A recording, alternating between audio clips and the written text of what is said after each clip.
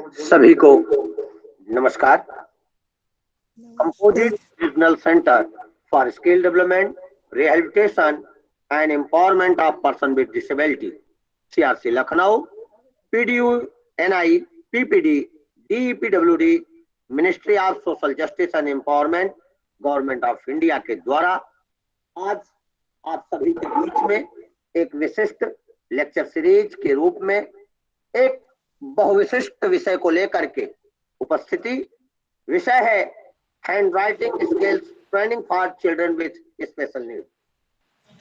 एक ऐसी कौशलात्मक युक्ति जिस पर प्रत्येक प्रकार के विशेष आवश्यकता वाले बालक एवं बालिकाओं के साथ साथ सामान्य बालक एवं बालिकाओं की भी कौशल युक्तता अत्यंत निर्भर करती है।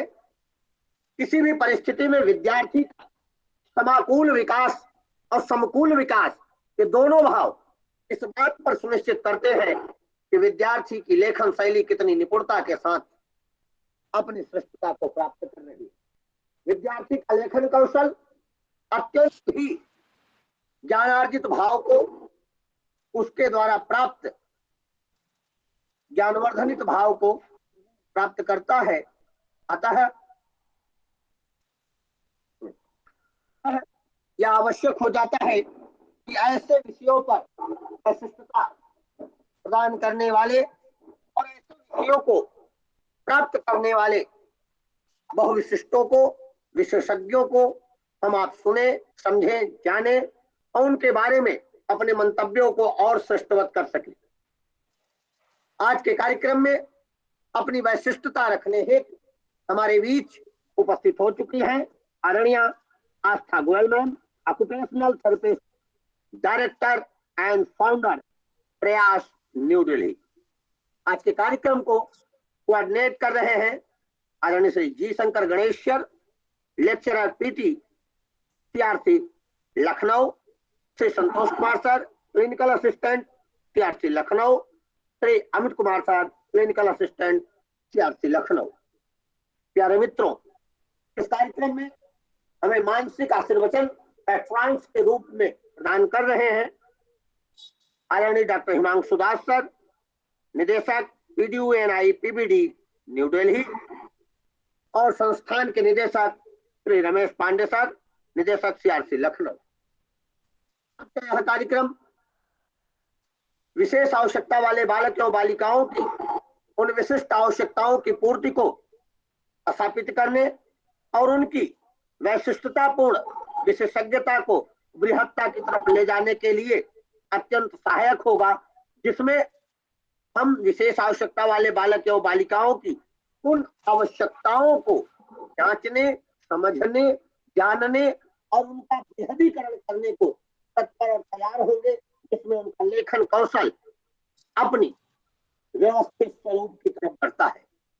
हमारा सुअवसर है कि हमारे इस पटल पर आदरणीय आस्था गोयल मैम हमारे बीच हमारे आमंत्रण को स्वीकार कर अपने महत्वपूर्ण भाव रखने हेतु उपस्थित हुई हैं। मैं आप सभी सुधीजनों को बताना चाहूंगा, आदरणीय आस्था गोयल मैम एक कुशल व्यवसायिक चिकित्सक के रूप में अपनी सेवाएं दे रही हैं। आप प्रयास नाम की संस्था जो थेरेपी सेंटर के रूप में द्वारका गुड़गांव में अपनी सेवाएं दे रहा है बृहत्तम भाव में, उसके स्थापिका के रूप में, उसके संस्थापिका के रूप में जानी जाती है। आपने दिल्ली विश्वविद्यालय से स्नातक की पढ़ाई की। आपके पास एक ऑक्यूपेशनल थेरेपिस्ट के रूप में 60 से अधिक वर्षों का अनुभव है। आप विशेष आवश्यकता वाले बालक एवं बालिकाओं से संबंधित बाल चिकित्सा जैसे भावों पर अपनी विशिष्टता रखती रही हैं। आप न्यूरोलॉजिकल, मस्कुलोस्केलेटल और आर्थोपेडिक्स जैसी कई स्थितियों में सम से सम, विषम से विषम परिस्थितियों में भी निपटने के लिए तत्पर और तैयार रहे हैं। आपके द्वारा विभिन्न प्रकार के गैर सरकारी संगठनों और अस्पतालों जैसे जीबी पंत अस्पताल, कलावती शरण अस्पताल, IBHAS सफदरगंज अस्पताल, एम्स के साथ काम करने का एक लंबा अनुभव रहा है। आप इन अस्पतालों में विभिन्न विभागों में उनके मरीजों की सेवा और लंबे समय तक एम्स से जुड़ने एवं एनजीओ में स्वेच्छा से अपनी सेवाओं को प्रदान करने हेतु जानी जाती है। आप मुफ्त स्वास्थ्य संचालन संस्थानों के सक्रिय सदस्य के रूप में हैं। वर्तमान में आप अपना स्वयं के द्वारा स्थापित प्रयास संस्थान का संचालन कर रही हैं। एक बहुविषयक टीम आपके पास है, जिसमें व्यवसायिक चिकित्सक, भाषण चिकित्सक, विशेष शिक्षक, प्रोस्थेटिक्स और आर्थोटिक्स, चाइल्ड फिजियोथेरेपिस्ट जैसे बेहतर पुनर्वास व्यवसायिक सम्मिलित हैं और आप विशेष बच्चों की बेहतरी के लिए सभी के साथ मिलकर काम कर रही हैं। आप विकासात्मक देरी से निपटने और चिकित्सकीय हस्तक्षेप, रचनात्मक भाव, अनुकूलन की दृढ़ता, इन सभी विषयों में अपनी वैशिष्टता, मोटर कौशल, इन सभी विषयों में एक्सपर्टीज आप प्रदान करती रही हैं। NIOATA में राष्ट्रीय सम्मेलन 3 शोध पत्र भी आपने प्रस्तुत किए और आपके द्वारा इस कोविड युगीन काल में मुफ्त ऑनलाइन परामर्श और वेबिनार निरंतरता के साथ प्रदान किए जाते रहे हैं। ऐसे निरंतरता के साथ किए जाने वाले कार्यों के प्रतिमूर्त आशा गोयल मैम को मैं सादर आमंत्रित करता हूं और आपका समस्त CRC परिवार की तरफ से, समस्त CRC टीम की तरफ से इस पटल पर बहुत बहुत स्वागत करता हूं कि आप आइए और अपने महत्वपूर्ण भाव हमारे बीच रखिए। आदरणीय आशा गोयल मैम।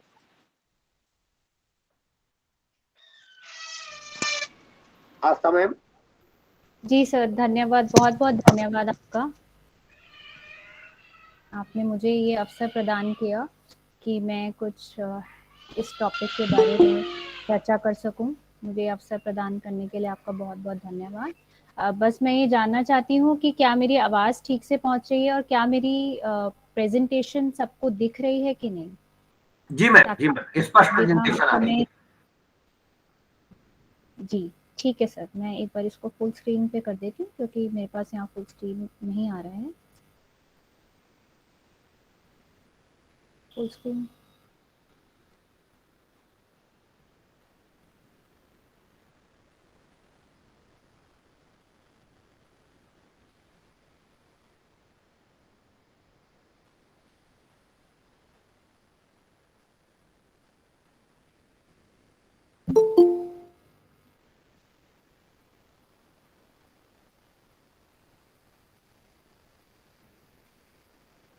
मैं बस इस पे काम ही कर रही हूँ और ये जल्दी आपको मैं प्रेजेंट कर देती हूँ। थोड़ा सा समय दीजिए बस। ठीक है, चेंज हो जाएगा ना यहाँ से।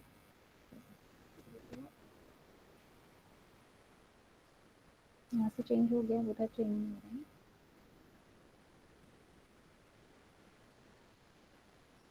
जी,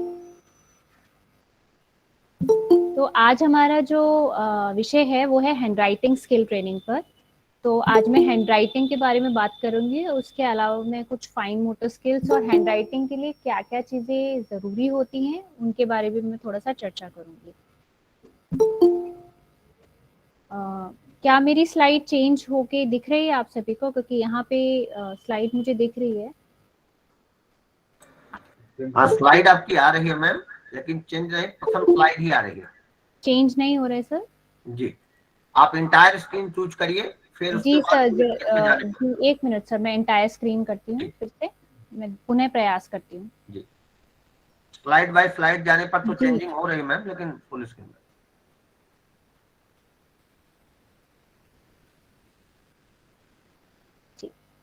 आशा करती हूँ अब मेरी स्लाइड विजिबल है, सबको दिख रही है। जी जी, तो जी, विलम्ब के लिए क्षमा चाहती हूँ। तो हम हैंडराइटिंग के बारे में जब बात करते हैं तो सबसे पहले हम सीधा बच्चे को पेंसिल दे देते हैं और पेपर दे देते हैं और बोलते हैं कि लिखना शुरू कर दीजिए। हैंडराइटिंग को समझने के लिए हमें सबसे पहले ये जानना पड़ेगा। सॉरी मैम, ये आप अगर चाहें तो अपना ईयरफोन निकाल दें, अर्थिंग के कारण आपकी आवाज कहीं स्लो हो रही है, कहीं रुक रही है। अरे सर, क्या मेरी आवाज आ रही है आपको? जी जी, अब स्पष्ट है मैम, आप कंटिन्यू। ठीक है, ठीक है, ठीक है, ठीक है सर, थैंक यू आप बताने के लिए। तो हैंडराइटिंग जो है बहुत एक कॉम्प्लेक्स प्रोसेस होता है। हमें ये जानने की आवश्यकता है कि हैंडराइटिंग में बच्चे को पेपर पेंसिल देके एकदम हमें शुरू नहीं कराना होता, क्योंकि उसके पीछे बहुत सारी चीजें ऐसी होती हैं जो हमें जरूरी चाहिए, जैसे कि लेटर को फॉर्म कैसे करना है, पेंसिल को पकड़ना कैसे है। तो बहुत सारी स्किल्स की मास्टरी करने के बाद एक बच्चे को हम हैंडराइटिंग सिखा सकते हैं। इसमें बहुत सारी सेंसरी एरियाज यूज होते हैं, जैसे विजन है, आर्म्स है, मेमोरी है, पोस्चर है, बॉडी कंट्रोल है। तो हमारा सारा जो आंतों का और आंखों का तालमेल होता है हैंडराइटिंग के लिए, हमें वो भी जरूरी होता है समझना। तो केवल अगर हम हैंडराइटिंग की बात करते हैं तो वो सिर्फ पेंसिल और पेपर से शुरू नहीं होती है, वो बहुत सारे स्किल्स उसके लिए मास्टर्स करने पड़ते हैं। जैसे मैंने आपको बताया, इन सब चीजों की आवश्यकता होती है जिसको हम हैंडराइटिंग के रूप में जानते हैं। नेक्स्ट, हम जब बात करते हैं एरियाज ऑफ कंसर्न की, तो पेरेंट्स या टीचर्स क्या बोलते हैं, क्या कंसर्न आते हैं कि बच्चे की हैंडराइटिंग को लेके। तो ये कुछ पॉइंट्स हैं जिसके बारे में मैं चर्चा करूंगी। सबसे पहले आता है लेजिबिलिटी, यानी कि शब्द समझ ही नहीं आते कि बच्चे ने लिखा क्या है। तो सबसे पहले टीचर या पेरेंट बोलेगा मुझे तो समझ ही नहीं आता कि बच्चा लिखता क्या है। दूसरा आता है नीटनेस, कि या तो हैंडराइटिंग बहुत खराब होती है या बीच में इतना गैप होता है कि कई जगह बहुत मिक्सअप हो गई, कई नीचे हो गई, कई ऊपर हो गई, तो एक नीटनेस नहीं है। थर्ड होता है कंफर्ट। बच्चे को पेरेंट्स या टीचर ऐसे बोलते हैं कि बच्चे को शायद बच्चा बहुत धीरे लगता है, जैसे उसके हाथ में दर्द हो रहा हो, या फिर वो राइटिंग का काम आते ही वो ऐसा सुस्त हो जाता है कि जैसे बहुत ही भारी काम उसको दे दिया गया है। फिर प्रेशर, या तो बच्चा, ये बहुत कॉमन चीज है कि बच्चा या तो बहुत डार्क लिखता है या बहुत हल्का लिखता है। फिर आती है स्पीड की बारी, या तो बहुत स्लो लिखेगा कि टीचर डिक्टेट कर रही है या पेरेंट बोल रहा है तो टाइम से अपना कार्य कंप्लीट नहीं कर पाएगा, या फिर इतना जल्दी में रहेगा कि वो जल्दी जल्दी में काफी मिस्टेक्स करेगा। And last factor is motivation, कि राइटिंग के लिए जरूर एक मोटिवेशन या एक एंजॉयमेंट फैक्टर होता है जो बच्चे के पास नहीं है, इसलिए वो राइटिंग को बहुत जल्दी इजीली गिव अप कर देता है। कि पेरेंट्स या टीचर्स बोलते हैं कि राइटिंग आते ही बच्चे का मन ही नहीं लगता, जैसे ही उसको पता चलता है कॉपी और पेन आ गया है तो बच्चा उस एंजॉयमेंट से या उसके पास कुछ ऐसी मोटिवेशन नहीं होती कि मैं ये काम कंप्लीट क्यों करूं। तो ये मेन एरियाज ऑफ कंसर्न है जो टीचर्स और पेरेंट्स से हमें सुनने को मिलते हैं हैंडराइटिंग को लेके। आगे चलते हैं अब थोड़ा सा हैंडराइटिंग डिफिकल्टीज के बारे में, कि हमें क्या साइंस एंड सिम्टम्स दिखेंगे कि अगर हमें लगे बच्चे में हैंडराइटिंग डिफिकल्टी है। तो बच्चा वर्बली बहुत स्ट्रांग है, अगर आप उसको कुछ याद कराने को देंगे, पोयम है, कोई कविता है, कोई पाठ्यक्रम का एक पैराग्राफ है, कुछ भी, वो बहुत जल्दी रट लेगा या बहुत जल्दी उस चीज को समझ के बोल लेगा। लेकिन जहां बात आती है लिखने की, उसको शायद उसमें दिक्कत आएगी। दूसरी चीज होती है रैंडम और नॉन एग्जिस्टेंट पंक्चुएशन, यानी कि बहुत जल्दी जल्दी जो ग्रामेटिकल एरर्स हैं, इसको पॉइंट डॉट नहीं पता होगा कहाँ लगाना है, कॉमा नहीं पता होगा, फुल स्टॉप हिंदी में पूर्ण विराम होता है उसको नहीं पता होगा, मात्राओं का नहीं पता होगा, तो ये बहुत उलट पुलट रहेगा। Third, spelling errors. मात्राएं जैसे मैंने बात की कि नहीं समझ आएगा, इंग्लिश की भी बात करें या हिंदी की भी बात करें, उसको स्पेलिंग एरर्स बहुत सारे होंगे। हम डिस्लेक्सिया में भी बात करते हैं कि बहुत सारे स्पेलिंग एरर्स आएंगे। देन आती है बात मिस इंटरप्रिटेशन ऑफ क्वेश्चंस की, यानी कि वो प्रश्न को समझ ही नहीं पाएगा, उसे जब प्रश्न ही नहीं समझ आएगा तो वो आंसर कैसे करेगा, तो वो क्वेश्चंस को भी समझ नहीं पाता है।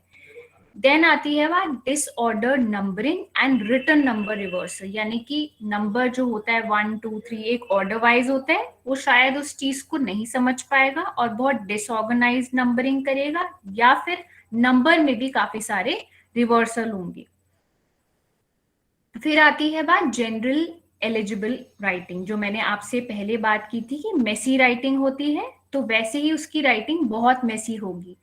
पेरेंट्स या टीचर्स कहेंगे कई बार बच्चा एक लेटर को बहुत बड़ा लिख देता है, या फिर शब्दों को आपस में चिपका के लिखता है, या पूरा लाइंस का उसे आइडिया ही नहीं है, वो कहीं पे भी लिखता जाता है फ्री फ्लो, तो उसकी राइटिंग बहुत एलिजिबल होगी। एंड देन बात आती है इनकंसिस्टेंसीज की, इनकंसिस्टेंसीज बोले तो mixtures of print and cursive, upper and lower case, irregular sizes, shapes और स्लांट ऑफ लेटर। अगेन वही बातें कि उसको कर्सिव का फॉर्मेशन नहीं आएगा कि छोटा सी कैसे लिखना है, छोटा ए कैसे लिखना है, या वो बुक में से उस प्रिंट को समझ के उतार नहीं पाएगा, उसको कॉपी नहीं कर पाएगा, या लोअर केस अपर केस के अल्फाबेट्स नहीं कर पाएगा। साइज जैसे मैंने बात की, बहुत बड़ा या छोटा लिखेगा, स्लांटिंग वाले जो लेटर्स होते हैं कर्सिव में वो नहीं लिख पाएगा। तो ये जनरल साइंस एंड सिम्टम्स हैं जो एक पुअर हैंडराइटिंग डिफिकल्टी या हैंडराइटिंग डिफिकल्टी वाले चाइल्ड में हमें नजर आएगी। Okay, next, inconsistent position on page with respect to lines, margins and spaces between word and letters, यानी कि उसकी पेज की पोजिशनिंग ही ठीक नहीं होगी, उसको यही नहीं पता होगा कि किस वर्ड में कितना गैप देना है, अगर मार्जिन है तो मार्जिन से हमें थोड़ा सा स्पेस दे के लिखना है कि नहीं, उसको इन सब चीजों का बिल्कुल भी आइडिया नहीं होगा। देन अनयूजुअल ग्रिप, जैसे मैंने बात की कि हैंडराइटिंग मतलब सिर्फ पेपर पेंसिल नहीं होता है, बच्चे की पेंसिल ग्रिप के बारे में भी बात करें तो शायद उसकी ग्रिप इतनी अच्छी नहीं होगी, उसकी जो पकड़ होगी पेंसिल की, जिसे हम 3 जॉ चक कहते हैं, वो शायद अच्छी होगी नहीं, उसे पता ही नहीं होगा कि मुझे किस तरह से पेपर को पकड़ना है या पोजीशन करना है, या तो पेपर को बहुत क्लोजली पकड़ लेगा या दूर रखेगा, या पेपर को टिल्ट कर लेगा या रिस्ट को मोड़ लेगा, तो वो अनयूजुअल टेंडेंसीज हैं मूवमेंट्स की। Then talking to self while writing, बोलता रहेगा या कहीं इधर उधर ध्यान रहेगा, तो ये सब चीजें भी बहुत कॉमन होती है हैंडराइटिंग डिफिकल्टी वाले चाइल्ड में। या स्लो और लेबर्ड कॉपिंग, टीचर कहेगी कि पूरी क्लास खत्म हो जाती है, बच्चे का काम ही नहीं खत्म होता, वो लिखता ही रहता है, वो इतना स्लो कॉपी करता है कि दूसरे बच्चे अपना एक सब्जेक्ट का वर्क फिनिश कर लेते हैं, लेकिन बच्चा बहुत स्लो लिखता है, हालांकि राइटिंग बहुत नीट और लेजिबल होगी बट कॉपिंग बहुत स्लो होगी। तो ये सारी हमने बात की हैंडराइटिंग डिफिकल्टी के बच्चे में जो हमें चीजें दिखेंगी। अब बात करते हैं कि शुरू करने से पहले हमें ये समझना पड़ेगा कि हैंडराइटिंग के लिए हमें हमारे कौन से ऐसे थॉट्स हैं जो हमें बताते हैं कि हैंडराइटिंग कैसी होती है, हैंडराइटिंग है क्या, उसके पीछे बहुत सारे फाउंडेशंस हैं। तो क्या थॉट्स हैं? फर्स्ट आता है visual perceptual skills. Visual perceptual skills का नाम आपने बहुत सुना होगा, ये होता क्या है? जैसे मैं एप्पल बोलती हूँ, आप एक एप्पल की इमेज फॉर्म कर लेते हैं, पहले एक एप्पल की इमेज फॉर्म होती है, फिर आप उसके बारे में और चीजें सोचते हैं कि ये फॉर एप्पल होता है, एप्पल को हम कट भी कर सकते हैं, एप्पल को खा भी सकते हैं, या एप्पल का हम जूस भी निकाल सकते हैं। तो हम एनवायरनमेंट से हम इंटरप्रेट कर रहे हैं, इंफॉर्मेशन को हम सीख कर रहे हैं, हमारा ब्रेन उसको रजिस्टर कर रहा है। तो फर्स्ट फाउंडेशन यही है कि राइटिंग या हम कुछ भी पेपर पे लिखेंगे तो हमें पता है कि हम क्या लिख रहे हैं। अगर मुझे द लिखना है तो मेरे माइंड में द की इमेज फॉर्म है, what ever I am writing is here from the brain. Second is the visual motor coordination. अब वो चीज को हम विजुअली कैसे ले रहे हैं, तो उस चीज को हम विजुअली लेके फिजिकली कैसे हम मूवमेंट में उतार रहे हैं, वो होता है विजुअल मोटर कोऑर्डिनेशन। जैसे फॉर एग्जांपल, अगर मैं कोई चीज पकड़ रही हूँ, अगर मैं फोन पकड़ रही हूँ तो पहले मैंने फोन को देखा, फिर मेरे को पता है कि मेरे हैंड यूज होंगे, मैं हाथ आगे बढ़ाऊंगी, मैं फोन पकड़ लूंगी, that is a visual motor coordination. Then is the orthographic coding, यानी कि पहले पढ़ना, उसके बाद उच्चारण करना वर्ड्स को। पहले मैंने उसको रीड किया धीरे and then I started spelling the words. Then comes the kinaesthetic feedback, यानी कि मुझे एनवायरनमेंट से सेंसोरियल फीडबैक क्या मिल रहा है। मैं लिख रही हूँ, मुझे पता है मेरी रिस्ट मूव हो रही है, मेरी पेंसिल कहाँ पर है, मुझे कहाँ कैसे लिखना है, ये सारे काइनेस्थेटिक फीडबैक होते हैं। इवन नॉट अबाउट रिस्ट, मेरी बॉडी की पोजीशन कैसी है, मैं सीधे बैठी हूँ या मैं झुक के बैठी हूँ, मैं टेढ़ी बैठी हूँ, कैसे बैठी हूँ, मेरी पोजीशन जो है स्पेस में वो भी मायने रखती है, that is kinaesthetic feedback. Then बात आती है मोटर प्लानिंग एंड एग्जीक्यूशन की। तो मोटर प्लानिंग वही चीज है कि आप किस तरह एक टास्क को प्लान करते हैं और उसको एक स्किल रूप में परिणाम देते हैं। यानी कि मैंने कुछ भी लिखना है तो पहले मैं सोचूंगी, फिर मेरे को उसकी चीजें पता है कि क्या क्या चीजें चाहिए और कैसे करना है, वो एक सीरीज है। फॉर एग्जाम्पल, हम सुबह उठ के ब्रश करते हैं तो हमें पता है कि हमें पहले ब्रश को लेना है, देन उसके ऊपर टूथपेस्ट लगाना है, देन ब्रश करना है। तो एक सीरीज है, एक सीक्वेंस है, हम उल्टा नहीं करते, हम सीरीज एंड सीक्वेंस वाइज करते हैं। तो ये सब फाउंडेशंस हैं जो हैंड राइटिंग को जानने से पहले जरूरी हैं। देन बात करते हैं कि बच्चों के लिए 6 जरूरी चीजें जो मैंने जल्दी से पॉइंट आउट की हैं, जो मेन आप देखेंगे और जो होनी चाहिए जब आप काम करते हैं। तो पहली चीज आती है स्मॉल मसल डेवलपमेंट। तो स्मॉल मसल डेवलपमेंट हम बात कर रहे थे हैंड राइटिंग की, तो हम बिग मसल्स की भी बात करते हैं और स्मॉल मसल्स की भी बात करते हैं। तो पहले तो आपको ये देखना है कि आपका शोल्डर, एल्बो एंड रिस्ट कितना स्ट्रांग है। क्या बच्चे की बड़ी मसल स्ट्रांग है हैंड राइटिंग का टास्क देने के लिए? क्या उसकी जो स्मॉल मसल्स हैं जो फाइन मोटर के काम करती हैं वो इतनी डेवलप्ड हैं, अंडर डेवलप्ड तो नहीं है, या इतनी उनमें क्षमता है, क्या वो इतनी स्ट्रेंथन है कि वो उस हैंड राइटिंग को या पेंसिल को पकड़ के लिख पाए? तो हमें ये सब चीजें चेक करनी और ट्रैक करनी बहुत जरूरी होती हैं, क्योंकि हैंड मैकेनिज्म बहुत कॉम्प्लेक्स है और बहुत सारी इंट्रिंसिक मसल्स हैंड में होती हैं जो छोटी छोटी चीजों को बताती हैं। जैसे पिंसर ग्रास पे छोटी छोटी चीजें उठाना या ग्रॉस ग्रास पे बड़ी चीज को उठाना। तो ये सब चीजें जो मैनिपुलेशन है ये सब है, मैं अभी और आगे बात करूंगी। उससे पहले बस मोटा मोटे तौर पे अगर हम देख लें तो ये जानना जरूरी है कि स्मॉल मसल डेवलप अच्छी होनी चाहिए जब आप हैंड राइटिंग स्टार्ट करें। दूसरा, आई हैंड कोऑर्डिनेशन। जैसे मैंने बात की कि अगर मेरा विजुअल मोटर कोऑर्डिनेशन नहीं होगा, आई हैंड कोऑर्डिनेशन नहीं होगा, तो मैं कैसे पेपर पे लिखूंगी या मैं हैंड राइटिंग या पेंसिल वर्क कैसे करूंगी? कई बच्चों को देखा होगा आप जबरदस्ती क्रेयॉन पकड़ा के वो ऐसे लिखते रहते हैं, उनका ध्यान ही नहीं होता है, उनका हैंड चल रहा है but they are not interested. That means उनका आई हैंड कोऑर्डिनेशन है ही नहीं, या उतना age appropriate eye hand coordination है ही नहीं। तो वो चीज पे भी हमें काम करना है before starting a hand writing session. Third आता है एबिलिटी टू होल्ड यूटेंसिल्स और राइटिंग टूल्स। किस तरह वो राइटिंग टूल्स को पकड़ रहे हैं। जैसे मैंने अभी आपसे बात की थी कि पेंसिल को किस तरह पकड़ रहे हैं, चम्मच जो होती है, स्पून को कैसे पकड़ रहे हैं, जितनी भी हाथ में लेने वाली चीजें हैं, क्या उनका ग्रास्प ठीक है या क्या उनका ग्रास्प ठीक नहीं है, ये सब आपको देखना पड़ेगा, ये सब आपको ट्रैक करना पड़ेगा। फिर आती है बात capacity to smoothly form basic stroke such as lines and circles. एक बेसिक, जब हम राइटिंग की बात करते हैं तो हमें उससे पहले स्ट्रोक्स आने चाहिए बनाने। Standing line, sleeping line, slanting line, circle, क्योंकि ये सारी चीजें ही हमारे आगे जाके लेटर्स बनाएंगी। तो बच्चे को सबसे पहले हमें ये तीनों चीजें स्मूथली सिखानी पड़ेंगी।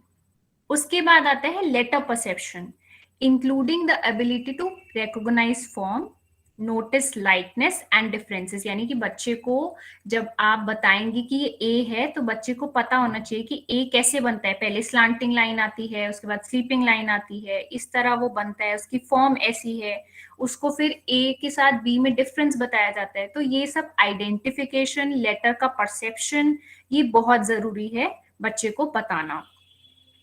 देन आता है ओरिएंटेशन टू प्रिंटेड लैंग्वेज, जिसके अंदर आपका आ जाता है कि जो आप बुक में से देख के पढ़ रहे हैं वो आपको समझ आ रहा है कि नहीं। जैसे मैंने आपसे पहले बात की थी कि बच्चे को प्रिंटेड लैंग्वेज नहीं समझ आती तो वो उसको कॉपी में नहीं उतार पाता।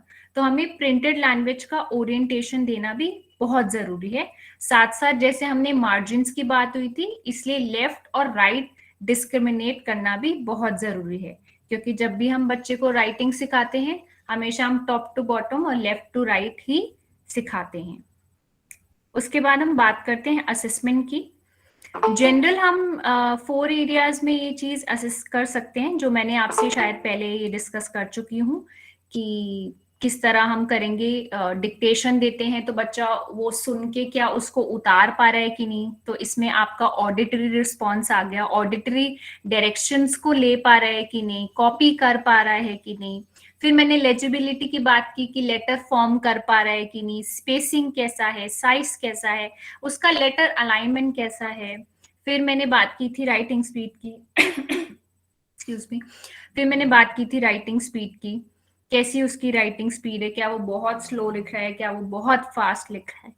देन आती है बात अर्गोनॉमिक्स की। जैसे मैंने आपको ये फोटो में भी मेंशन किया हुआ है कि आप बच्चे को देखेंगे बहुत ज्यादा झुका तो नहीं हुआ या बहुत ज्यादा कॉपी को पास तो नहीं रख रहा, नोटबुक को पास तो नहीं रख रहा, उसकी स्टेबिलिटी कैसी है अपर एक्सट्रीमिटी की, मोबिलिटी कैसी, क्या वो बहुत ज्यादा रिस्ट को मूव करता है लिखते हुए या वो रिस्ट पूरी मोड़ लेता है, उसकी शोल्डर क्या ड्रूप रहती है, ये सारे अर्गोनॉमिक फैक्टर्स को भी हम रूल आउट नहीं करेंगे, हमें सारा चीजें देखनी पड़ेंगी।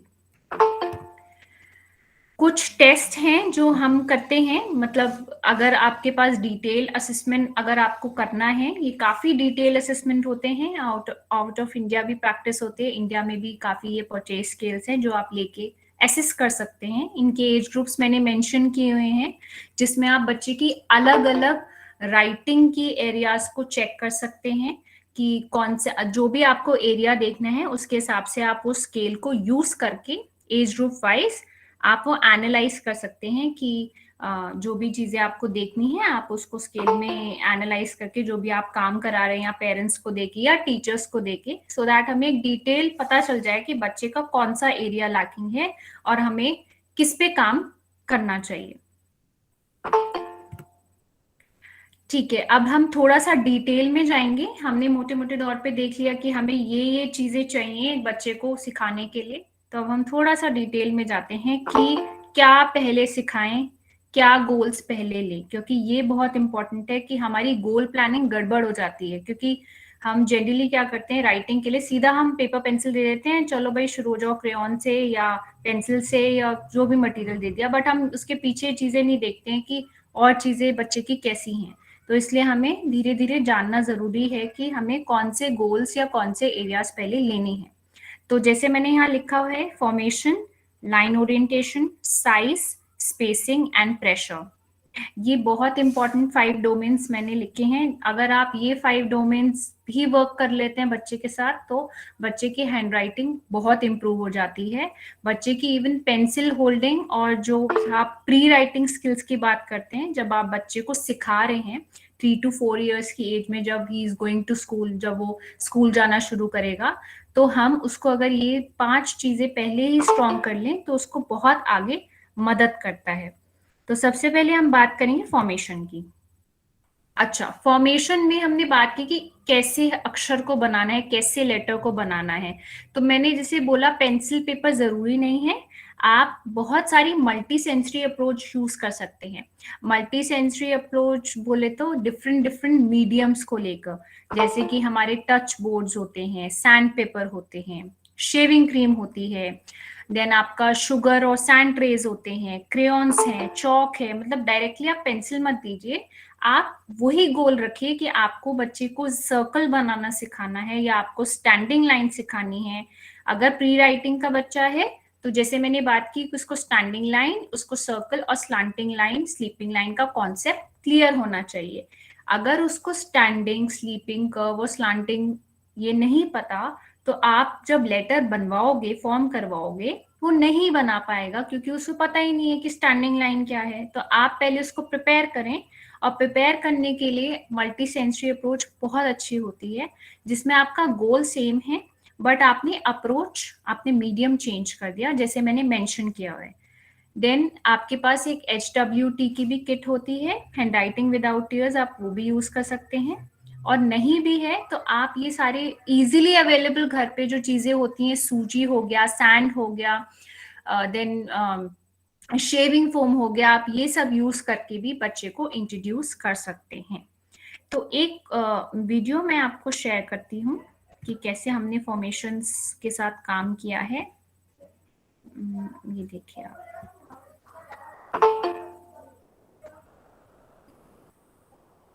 Next. Down and then go. Next. Down and then go. तो ये वीडियो है डायरेक्शनैलिटी की, जो मैं आपको अभी बताऊंगी, और ये फॉर्मेशंस की जब हम सिखा रहे हैं बच्चे को, तो अगर आप ध्यान से देखेंगे वीडियो को, तो यहाँ पे मैंने एक कलरफुल मैंने मार्कर्स यूज किए हैं और डायरेक्शंस बताई हुई हैं बच्चे को कि 1 है तो डाउन होगा, 2 है तो कर्व होगा। तो बच्चे को फॉर्मेशंस बताने बहुत जरूरी होते हैं, क्योंकि जनरली काफी सारे डिफरेंसेस आते हैं, जो मैं आगे बात भी करूंगी, अगर बच्चा लेफ्टी है या राइटी है। इनफैक्ट अगर बच्चे को यही नहीं पता, उसने बस कॉपी, उसको बहुत अच्छा करना आता है। बहुत से हाई फंक्शनिंग बच्चे हैं जिन्हें कॉपी बहुत अच्छा करना आता है बट फॉर्मेशन नहीं बनाते हैं। वो बी को ऐसे बनाएंगे, हो सकता है पहले कर्व बना दें और फिर वो स्लैंडिंग लाइन बना दें, या उनको पता ही नहीं होगा, वो नीचे से शुरू करेंगे, पहले आप कर्व बना लो फिर आप वो बना लो। तो नहीं, आपको फॉर्मेशन सिखाने जरूरी है कि किस तरह फॉर्म होता है। तो after a lot of practice the child is able to copy the directions and able to form. फिर आप धीरे धीरे उसको फेड आउट कर सकते हैं।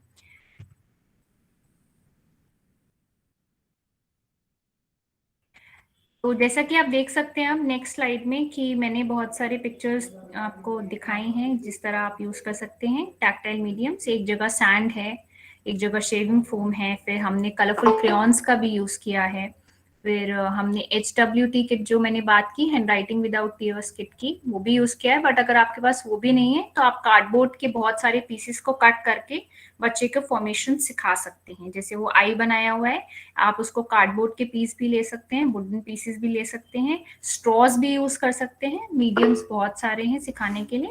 ऊपर पाउच में आपके पास काफी सारे थर्मोकॉल बीन्स हैं, या आप वैजलीन को पाउच में बंद करके उस पर भी फॉर्मेशन सिखा सकते हैं। तो बहुत सारे सेंसरी मीडियम्स हैं जिससे हम बच्चे को राइटिंग करा सकते हैं और ग्रेजुअली धीरे धीरे फिर हम उसको पेंसिल पे ट्रांजिशन करा सकते हैं।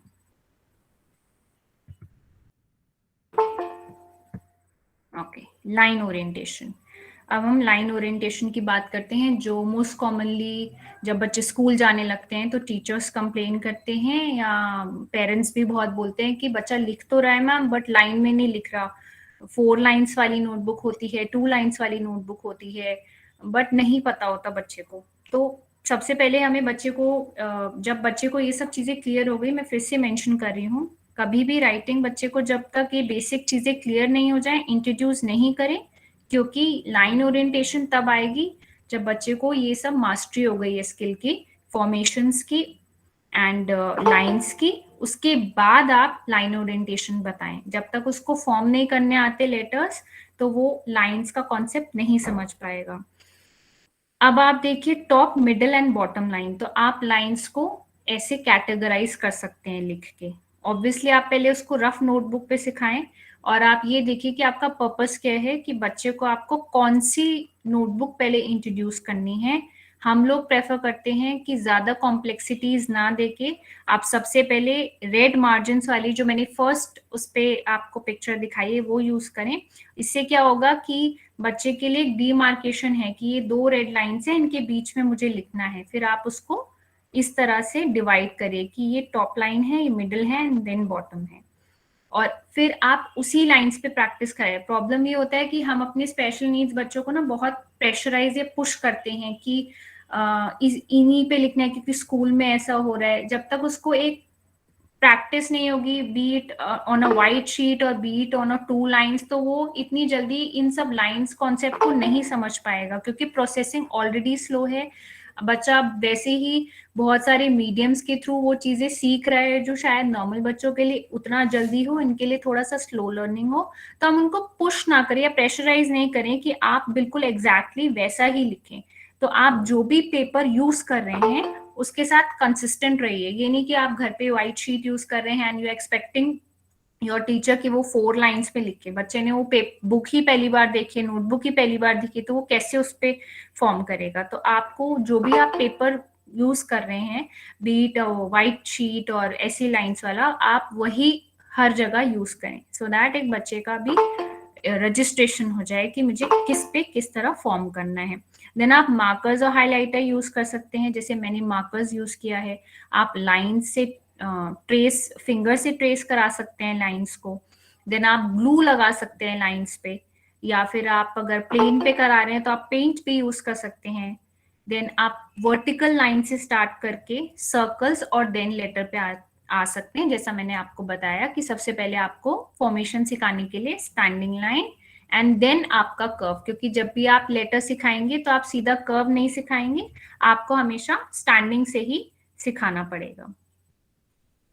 देन आते हैं हम साइज पे। साइज की बात करें तो बच्चे को सबसे पहले हमें साइज का आइडिया कैसे देंगे, उसको हम सबसे पहले बिग स्मॉल ये सब कॉन्सेप्ट सिखाएंगे। जैसे आप देख रहे हैं कि एक पिक्चर में आप देख रहे हैं कि वो बच्चा हाईलाइट कर रहा है, डिफरेंट हाइलाइटर पेन्स दे सकते हैं, डिफरेंट ऑब्जेक्ट्स लगा सकते हैं, ड्रॉप लेटर्स जैसे राइट में आप देख सकते हैं कि कैपिटल M है, उसके बाद स्मॉल स्टार्ट हुआ है रीड करने के लिए।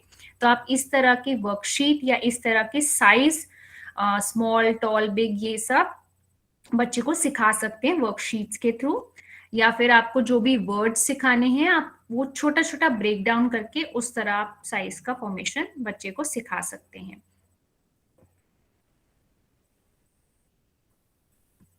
देन हम बात करते हैं स्पेसिंग की। अच्छा, अब जैसे मैंने बोला कि पेरेंट्स या टीचर्स बोलते हैं कि बच्चा लिख रहा है बट स्पेसिंग नहीं देता, बहुत चिपका के लिखता है। तो उसके लिए भी क्या सॉल्यूशंस हैं कि पहले स्टूडेंट या चाइल्ड पॉइंट आउट करेगा जो भी रिटन लैंग्वेज में स्पेसेस हैं, कहाँ कहाँ आपने स्पेस नहीं दी, या तो आप वन फिंगर हेल्प से कर सकते हैं या फिर आप फिंगरप्रिंट, जैसा कि आप फोटो में देख सकते हैं कि फिंगरप्रिंट का यूज किया है, या फिर आप छोटा सा कुछ भी ऑब्जेक्ट रख सकते हैं कि बच्चे को आइडिया रहे कि आपको हर वर्ड के बाद स्पेसिंग देनी है। तो आपको इस तरह ये स्पेसिंग प्रैक्टिस करनी है। तो मैंने आपको हाइलाइटर्स का भी एग्जांपल दिया है, आप हाईलाइट भी कर सकते हैं। शुरू में सिखाने के लिए आप बच्चे को पहले ही ब्लैंक पेज पे या 2 लाइन्स पेज पे मार्कर्स या हाइलाइटर से वो कर दें, ताकि बच्चा उन स्पेस के बीच ही उन वर्ड्स को लिखे। उसको जब आइडिया हो जाएगा देन आप वो धीरे धीरे मार्कर या हाइलाइटर फेड आउट कर सकते हैं। या और सेंसरी एग्जांपल, जैसे आप फिंगरप्रिंट यूज कर सकते हैं, आप छोटी पेनीज यूज कर सकते हैं, आप क्लॉथ पेन यूज कर सकते हैं, सो दैट बच्चे को पता रहे कि मुझे हर वर्ड के बाद स्पेस देनी है। प्रेशर, जैसे मैंने बात की कि बच्चा या तो बहुत ज्यादा प्रेशर लगा रहा है या बहुत कम प्रेशर लगा रहा है, तो उसके लिए हम क्या करें। तो बच्चा जो बहुत कम प्रेशर लगाता है कि लिखता तो है बट हल्का, कि दिखाई नहीं देता, तो या तो आपको सबसे पहले उसको मार्कर से स्टार्ट करना चाहिए क्योंकि वो डार्क होते हैं। लेकिन कई बार मार्कर वाली स्ट्रैटेजी वर्क नहीं करती है, क्योंकि जब आप पेंसिल पे आएंगे ग्रेजुअली तो बहुत लाइट होती है। तो उसके लिए हम क्या कर सकते हैं, उसके लिए हम कर सकती हैं वेटेड पेन को थोड़ा सा हैवी कर सकते हैं, या फिर आप सबसे पहले उसको ट्रेसिंग पेपर, जो बहुत पतला पेपर होता है बटर पेपर, आप वो यूज कर सकते हैं, आप उस पे उसको सिखा सकते हैं। और जो बच्चे बहुत ज्यादा प्रेशर डालते हैं, जो होता है कि पीछे भी पूरा प्रिंट हो जाता है या कुछ, तो आप उनके लिए क्या कर सकते हैं, बहुत सारे आपको मैं वीडियो में एग्जांपल दिखाऊंगी, आप वो भी यूज करके उसको कवर अप कर सकते हैं। इसमें मैंने आपको जो एग्जांपल दिया है वो थेरापुट्टी का और वेटेड पेंसिल का दिया है। तो इससे क्या होगा, ये टेक्निक यूज करने से बच्चा जो बहुत कम प्रेशर डाल रहा है या लाइट प्रेशर डाल रहा है वो थोड़ा सा डार्क करना स्टार्ट हो जाएगा। सो इसलिए हम ये मोस्ट कॉमनली मेथड यूज करते हैं, सो दैट बच्चा को एक अप्रोप्रिएट प्रेशर आ जाए डालने का, कि किस तरह एक प्रेशर डालना है कि वो दिखे। एक और एक्टिविटी स्टार्ट करने से पहले, जब बच्चे को आप राइटिंग सेशन स्टार्ट करते हैं या फिर आप प्रेशर का आइडिया दिलाना चाहते हैं या आप चाहते हैं कि उसका अप्रोप्रिएट एक ग्रास्प आ जाए, उसके लिए आपको फाइन मोटर एक्टिविटीज करानी बहुत जरूरी है। तो ये एक डेमो है जो हम बच्चे को करा सकते हैं।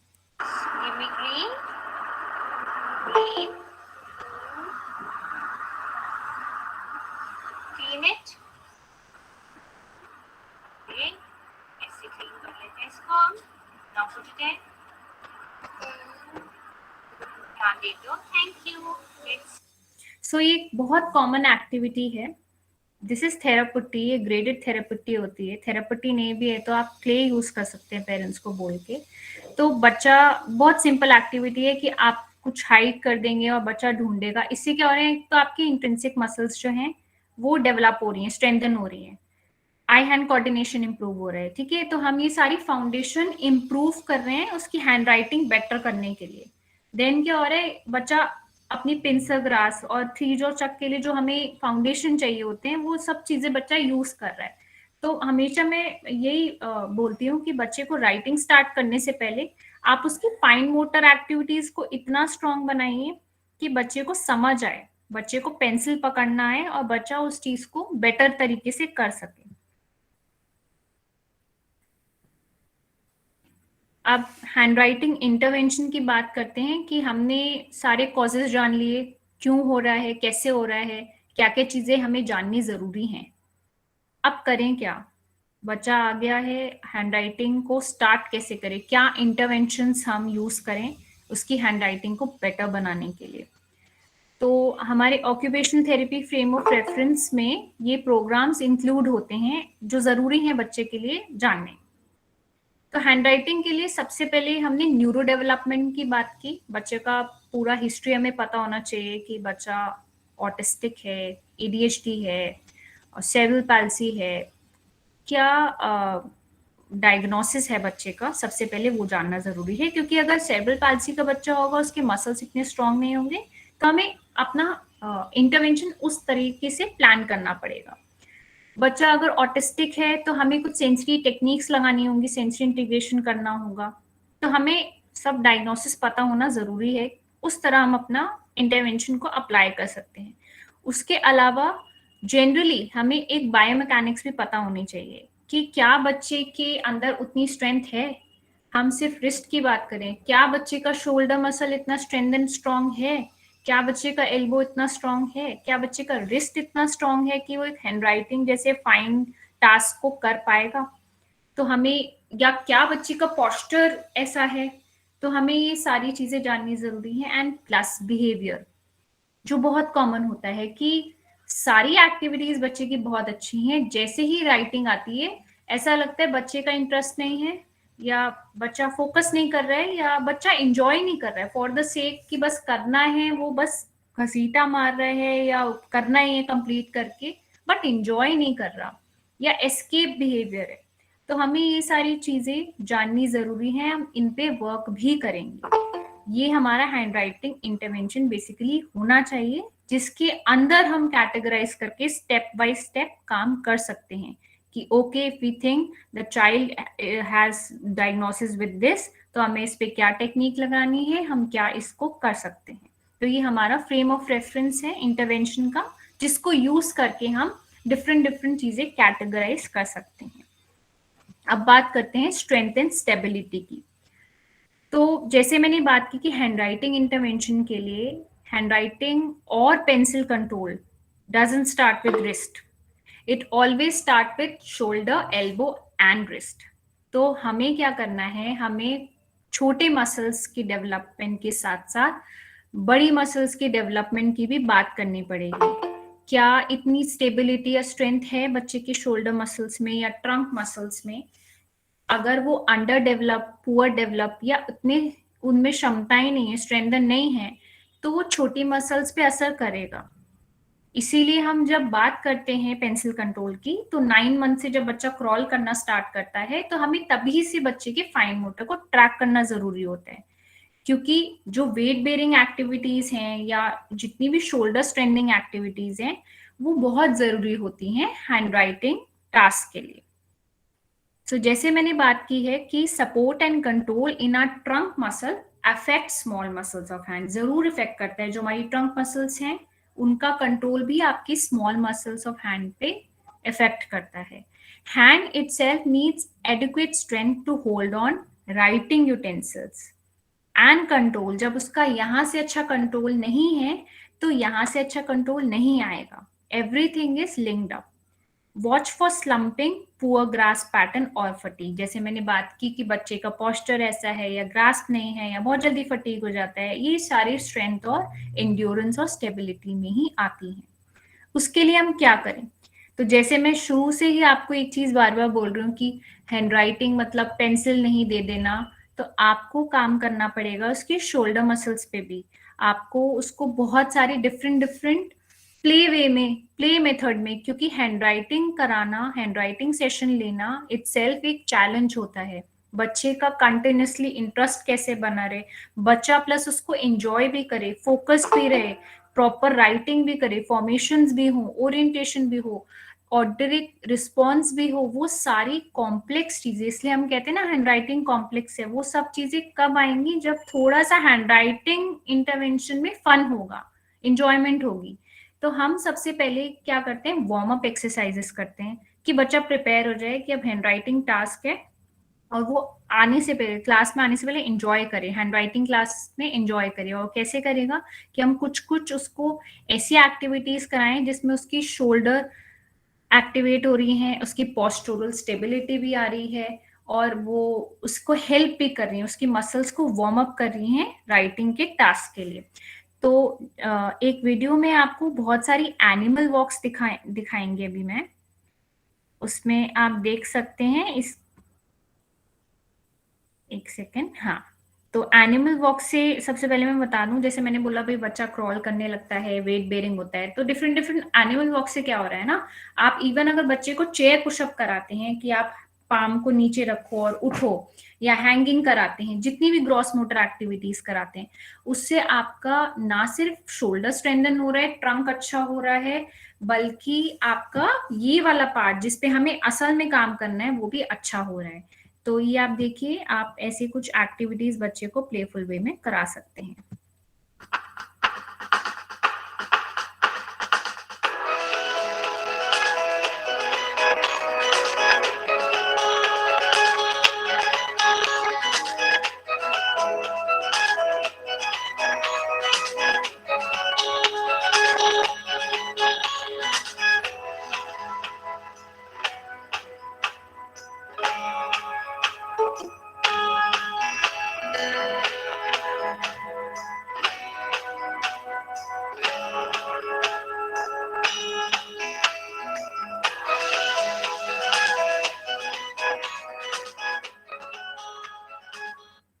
तो आपने ये छोटा सा एग्जाम्पल था, बहुत सारी वॉक्स होती हैं, और अगर आप हैंडराइटिंग को ग्रुप में लेते हैं तो और फन हो जाता है, बच्चे एक दूसरे को देख के ऑब्जर्व करते हैं, इमिटेट करते हैं और एंजॉय करते हैं हैंडराइटिंग एक्टिविटीज को। तो ये बहुत सारी ग्रॉस मोटर एनिमल वॉक्स हो गए कि चलो अब हम क्रैब बनते हैं, बियर बनते हैं, ये आपको फन भी ला रहे हैं हैंडराइटिंग सेशन में, और आपकी मसल्स को कंट्रोल भी ला रहे हैं, और आपका पर्पस भी सॉल्व कर रहे हैं, एंड साथ साथ आपको एक डिफिकल्ट टास्क के लिए भी प्रिपेयर कर रहे हैं। आप खुद सोचिए, बच्चा आया, आपने सीधा उसको पेंसिल पेपर दे दिया कि आपको ये कॉपी करना है, ये लिखना है, वो नहीं करेगा। आपको कुछ ना कुछ उसको डिफरेंट मीडियम्स प्रोवाइड करने पड़ेंगे, कुछ ना कुछ वार्म अप एक्सरसाइजेस देनी पड़ेंगी कि उसका एक मोटिवेशन रहे कि why I am coming to this class, क्यों मैं क्यों राइटिंग करूं, मुझे इससे क्या मिल रहा है। तो आपके बहुत सारे पर्पस सॉल्व हो रहे हैं।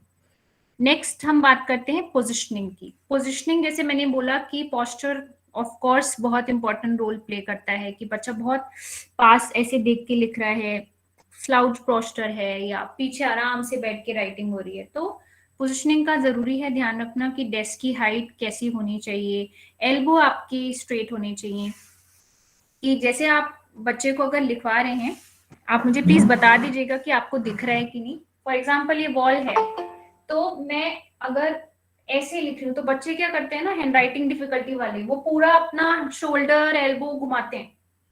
हमें रिस्ट चाहिए होती है, राइट, राइटिंग के लिए रिस्ट चाहिए, तो वो पूरा घुमाते हैं, तो हमें ब्लॉक करना पड़ता है। तो हमें देखना है कि हाइट कितनी है, बहुत ज्यादा नीचे तो नहीं है या बहुत ज्यादा ऊपर तो नहीं है बच्चे की।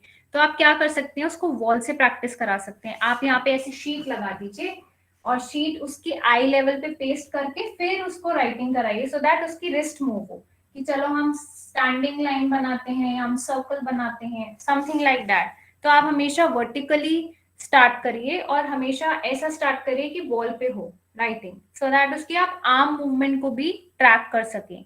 या आप उसको कुछ ऐसी एक्सरसाइज करा सकते हैं कि जैसे बॉल रोल कर लिया वॉल के अगेंस्ट, या वॉल को पुश कर लिया, या आप चेयर पे भी उसको पुशअप्स करा सकते हैं। सो ये एक्टिविटीज बहुत हेल्प करती हैं रिस्ट को एक अच्छा कंट्रोल देने के लिए।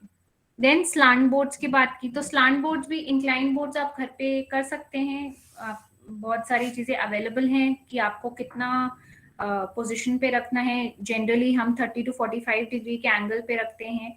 बायलैटरल कोऑर्डिनेशन भी कई बार डिफिकल्ट हो जाता है, कि अगर हम बच्चे को नॉर्मली बोलें कि आप पेपर पकड़ो, स्टेबलाइज करो, फिर लिखो, तो वो थोड़ा सा ऑकवर्ड हो जाता है। तो इनिशिएशन के लिए आप ऐसे स्लांट बोर्ड्स भी यूज कर सकते हैं। साथ साथ अगर बच्चा बहुत ज्यादा हाइपर एक्टिव है तो आप सीपी चेयर भी यूज कर सकते हैं, सो दैट एक लेवल पे रहे। और बच्चा बहुत ज्यादा अगर रेस्टलेस हो रहा है राइटिंग के वक्त, तो आप उसको कंट्रोल कर सकें, उसके बायलैटरल मूवमेंट को भी आप रोक सकें। Next hand writing warm ups. तो हम बात करेंगे वार्म अप एक्सरसाइजेस की। तो मैंने ऑलरेडी मेंशन किया था कि बहुत सारी एक्सरसाइजेस, उसके अलावा आप योगा मेडिटेशन भी वर्क करता है काफी बच्चों में हैंड राइटिंग से पहले, और ब्रेन जिम एक्टिविटीज भी काफी हेल्प करती हैं जो मैं आगे डिस्कस करूंगी।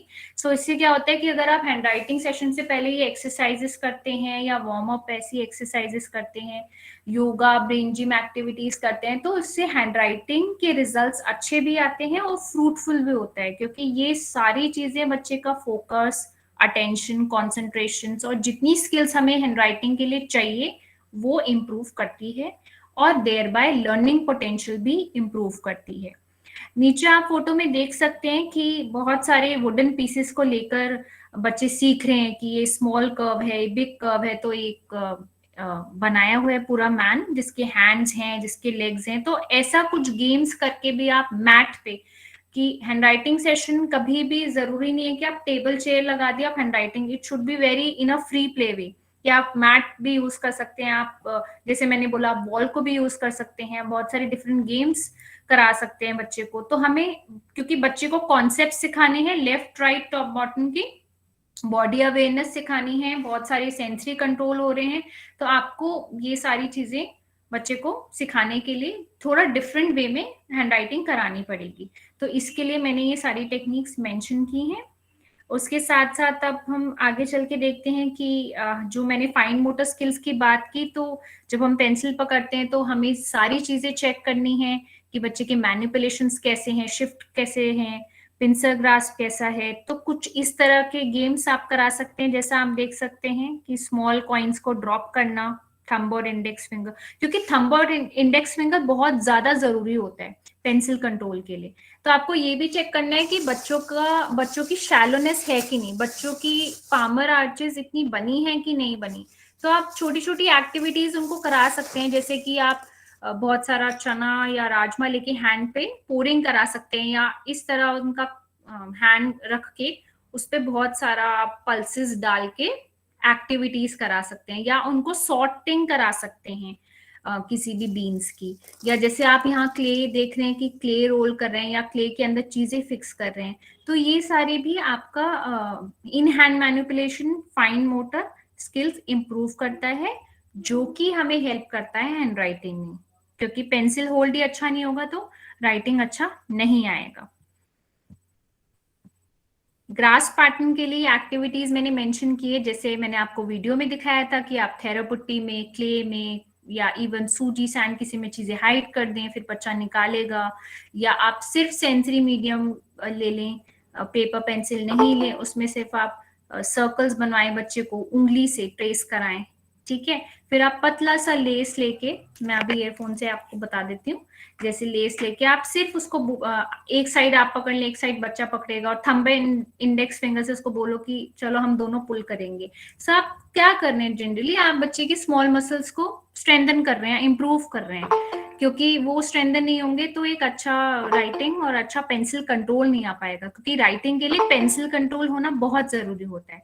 तो हम ये सब एक्टिविटीज देके बच्चे को प्रिपेयर कर रहे हैं एक ऐसे कॉम्प्लेक्स टास्क के लिए जो वो एंजॉय भी करेगा और जो वो अच्छे से कर भी पाएगा, उसका लर्निंग पोटेंशियल भी इंप्रूव करेगा।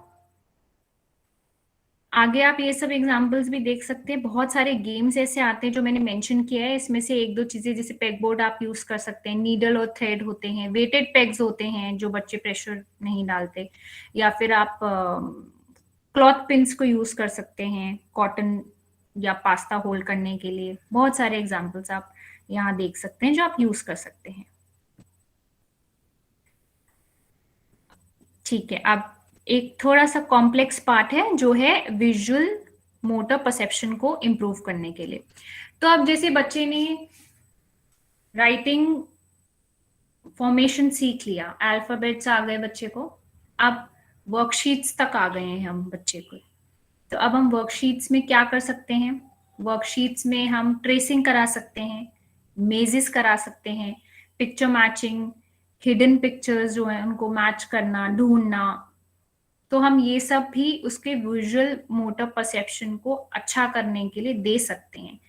जैसे कि सिर्फ आपने बुक दे दी और बच्चे को स्कैन करने को बोला कि इस पैराग्राफ में पी जहां पे भी होगा आप उसको सर्कल करोगे तो स्कैनिंग भी इंप्रूव हो रही है, क्योंकि जैसे मैंने बोला हैंड राइटिंग सिर्फ हैंड्स का काम नहीं है, उसमें बहुत सारे कॉम्प्लेक्स स्किल्स हैं, तो आपको उसका आई हैंड कोऑर्डिनेशन, उसका विजुअल मोटर परसेप्शंस भी इंप्रूव करना पड़ेगा। देन उसके साथ साथ अगर हम बात करें कि फिंगर आइसोलेशन की, तो हम इसमें बात कर सकते हैं कीबोर्डिंग यानी कि टाइपिंग की बात कर सकते हैं कि बच्चा कैसे आइसोलेट करेगा, मेरी अलग अलग फिंगर्स कैसी हैं, या फिर आप यहाँ नंबर्स लिख सकते हैं 1 2 3 4 5 एक्टिविटी, या फिर आप फिंगर पपेट्स दे सकते हैं। फिंगर पपेट्स भी नहीं होते तो मैं बैलून्स भी यूज करती हूँ कलरफुल, आप वो भी यूज कर सकते हैं। एंड जब थोड़ा सा और बच्चा इन सब चीजों को समझने लग जाए तब आप उसको देंगे कटिंग क्योंकि कॉम्प्लेक्स होता है, तो जब थोड़ा बच्चे का level with in a time आपको लगे कि अब बच्चे का इंप्रूव हो रहा है अंडरस्टैंडिंग, उसका विजुअल मोटर कोऑर्डिनेशन इंप्रूव हो रहा है, अंडर सुपरविजन उसको आप सिंगल लाइन में कटिंग दीजिए, क्योंकि cutting is also complex task. फिर मैंने काफी सारी एक्टिविटीज यहाँ पे मेंशन की है कि आप टोंग्स यूज कर सकते हैं छोटी बॉल्स उठाने के लिए, स्मॉल कॉइन्स यूज कर सकते हैं, डिफरेंट चीजें आप यूज कर सकते हैं। कुछ वर्कशीट्स मैंने यहाँ पे डिस्प्ले की हैं, जैसे आप देख सकते हैं वर्कशीट्स में, एक वर्कशीट में आपको सेम लेटर जैसा ढूंढना है और सर्कल करना है। फिर एक वर्कशीट में कुछ नंबर्स दिए हुए हैं, नंबर्स के साथ कलर्स लिखे हुए हैं कि 1 है तो आप रेड करोगे and so on and so fourth. Third में आप देख सकते हैं कि सेम शेप को शैडो से कॉपी करना है, एंड देन फोर्थ में आपका कॉपी द लाइंस। तो इस तरह की वर्कशीट्स भी हम हैंड राइटिंग में यूज कर सकते हैं। अगेन आई एम रिपीटिंग, ये तब जब बच्चे का एक अच्छा लेवल ऑफ अंडरस्टैंडिंग है कि वो इन सब चीजों को समझ पा रहा है। देन हम बात करते हैं after visual perception improving accuracy को इंप्रूव करने के लिए ट्रेसिंग और कटिंग, स्ट्रेट लाइन और कर्व लाइंस, जैसे मैंने बोला सिजर काफी बाद में इंट्रोड्यूस करें जब बच्चे का फाइन मोटर अच्छा हो गया है, उसके मैनिपुलेशन प्रिसिजन अच्छे हो गए हैं, तब आप उसे पेपर फोल्डिंग सिखाइए। तब आप जैसे ओरिगामी में आप देख सकते हैं पिक्चर में, आप इस तरह की पेपर फोल्डिंग भी सिखा सकते हैं।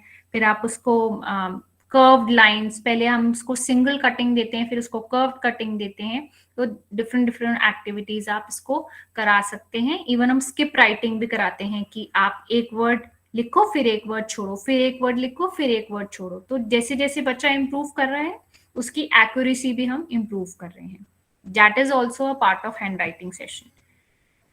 देन हम बात करते हैं बायलैटरल कोऑर्डिनेशन की।